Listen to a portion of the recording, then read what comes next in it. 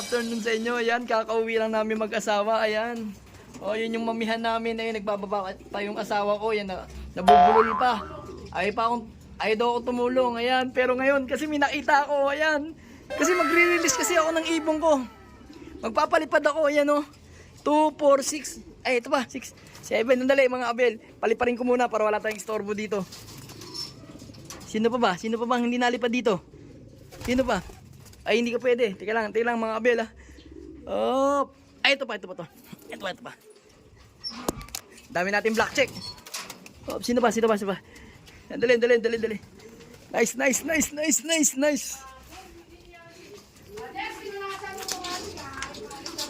Shhh. Halika, balbalak muna natin. Ayun, excited. Naman. Bakit ngayon ka lang, darling, umuwi? Ay naku po, Diyos ko mga abel. Payat na payat ang ibon natin. Hala, durog na durog yung ibon natin, mga abel. Ayan, umuwi yung ibon natin na may sticker pa, intact pa. Mukhang hindi siya nagpahuli, mga abel. Mukhang na wrong way talaga siya. Ito yung pakpak niya, merong patak. Nice one. So durog na durog. So kailangan natin i-recover to kasi sa Wednesday pa naman yung kargahan ng Tacloban. Galing mo, darling, galing mo. Ayan mga abel, kita nyo yung niya, oh. Pit niya. Sobrang nire-recover kita. Ha? Ay, ayoko, wag ka na sumama. Malas ka pagka sakay ng last 2 laps. Aray ko. Hindi. Malas ka, wag ka na sumama. Malas ka sa last 2 laps at saka sa last lap. Kami muna ni Brian na magsasama para magsakay dito kay Peter. Oh, ang galing mo, umuwi ka. Ano nangyari sa'yo? Paliwanag mo sa akin. Sige, paliwanag mo ano nangyari sa'yo. What happened to you? So ayan mga abel, nakakatuwa lang. Kasi nakauwi yung ibon natin. Ibig sabihin talaga, lahat ng mga line ng Peter natin maukunat talaga. So ngayon mga abel, talagang hindi lang siya nakasama sa swerteng na umuwi nung Sunday at Monday. So eto, ngayon pilitin natin i-recover yung ibon hanggang Wednesday kung makakarga natin ng Tacloban, mga abel. Ayan, oh. Ayan. 5 points, oh. Sayang. Ano nangyari sa'yo? Pero hawakan muna natin, mga abel, no? Para makita natin kung ano nangyari sa katawan niya, mga abel. Ito lang. So ayan mga abel, kunin natin. So ayan mga abel, ay naku, Diyos ko, para siyang papel na papel. Talagang labas na labas yung buto niya, mga abel, oh. Oh no! Ayan, lusaw na lusaw yung ibon. Ano nangyari sa'yo? Diyos ko. Re-recover kagad natin, mga abel. Talagang kawawa siya. Oh, ayan, oh. Ibon natin. Ito, kawawa. Ayan, may tatak siya ng kalbayog. Ayan, oh, BBC. Ayan, tunay na umuwi yung ibon natin talaga. Talagang hindi siya nagpahuli, mga abel. Oh, kita niyo yung paa niya. Hindi naman madumi yung paa niya, mga abel, oh. Yung sticker niya intact na intact. Kasi kung nahuli to, malamang sa alamang, tatanggalin na yung sticker nito, mga abel. Sabi ko nga sa inyo, at sabi ko sa asawa ko, uuwi ibon ko basta hindi mahuhuli kasi alam ko ang lahi ng mga Peter Siko, mga Peter Bico na ibon. Talagang makunat sila. So ayan mga abel, oh. Tingnan natin kung kaya natin siyang ikarga sa paparating na Tacloban ng BBC. So sana ma-recover natin ito na maayos. So kaya naman, tingin ko. Konting kain lang nito. Alam nyo naman, madali tayo magpa-recover ng ibon.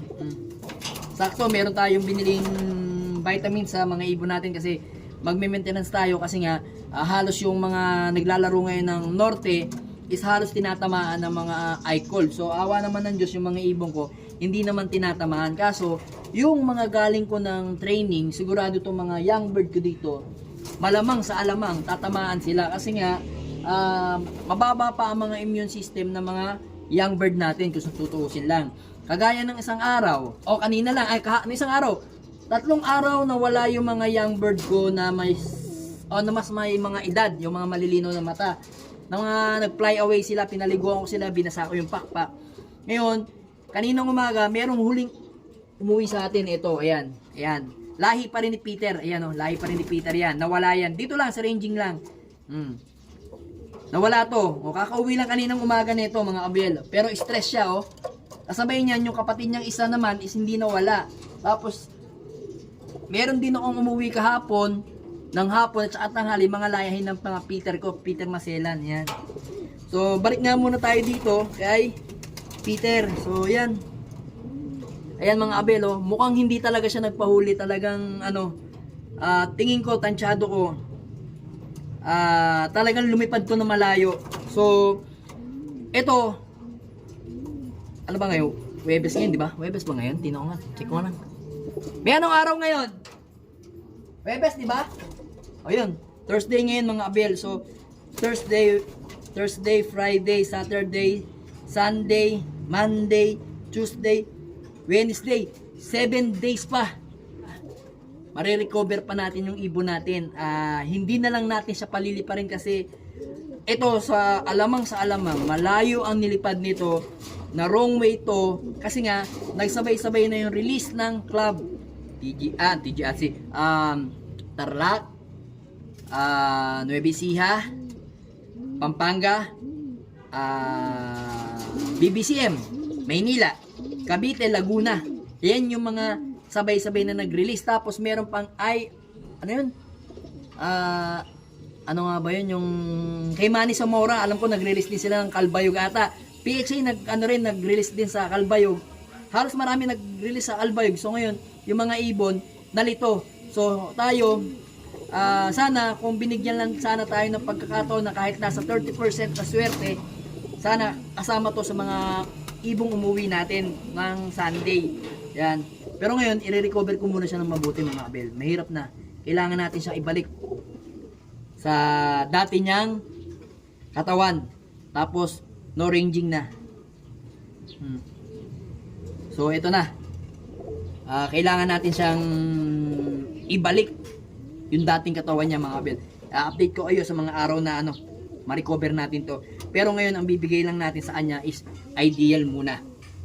Mag-ideal tayo at saka yung bibigay kong maintenance sa tubig. Then, magpapakain din tayo ng sneaky muna sa kanya na may halong high protein na pellet. Yan, para bumalik yung katawan niya mga abel.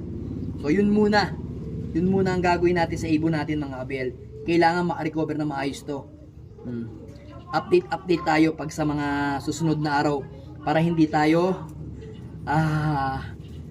mabengkong sa sa Tacloban. Pero syempre, depende pa rin yan sa magiging recover ng ibon natin bago natin ikarga ng Tacloban mga abel. So yan mga abel, update ko kayo sa mga susunod na araw. Alright.